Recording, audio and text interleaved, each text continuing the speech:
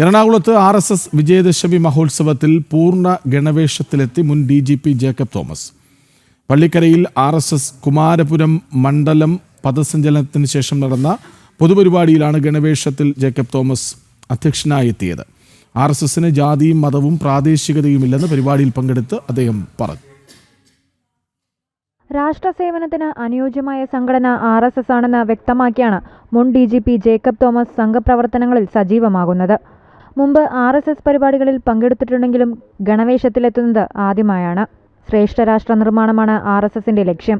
ആധ്യാത്മിക, ഭൗതിക, കായിക ശക്തികൾക്കൊപ്പം AI സാങ്കേതിക വിദ്യകൾ വരെ സ്വായത്തമാക്കണമെന്നും ജേക്കബ് തോമസ് പറഞ്ഞു. കേരളത്തിൻ്റെ എല്ലാ ഭാഗത്തും ചെറിയ ചെറിയ ചടങ്ങുകൾ സംഘടിപ്പിച്ച് എല്ലായിടത്തും RSSന്റെ ആശയം, സന്ദേശം എത്തിക്കുക എന്നുള്ളതാണ് സംഘത്തിൻ്റെ ഉദ്ദേശം. അപ്പോൾ അതുകൊണ്ടാണ് ചെറിയ ചെറിയ ചടങ്ങുകൾ എല്ലായിടത്തും ഉണ്ടാവും. ഇന്നുമുണ്ട്, നാളെയുമുണ്ട്. അപ്പോൾ അതിൽ സ്വയം സേവകനായിട്ട് ഞാൻ പങ്കെടുത്തു എന്ന് മാത്രമേ ഉള്ളൂ.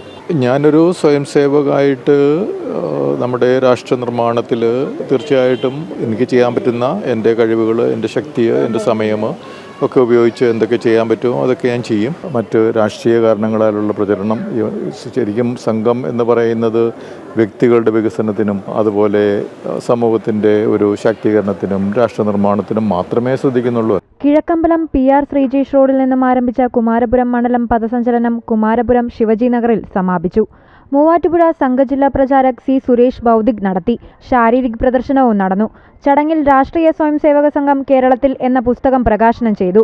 എറണാകുളം വിഭാഗ് കാര്യവാഹ് KC ബിജുമോൻ പങ്കെടുത്തു. ജനം, കൊച്ചി.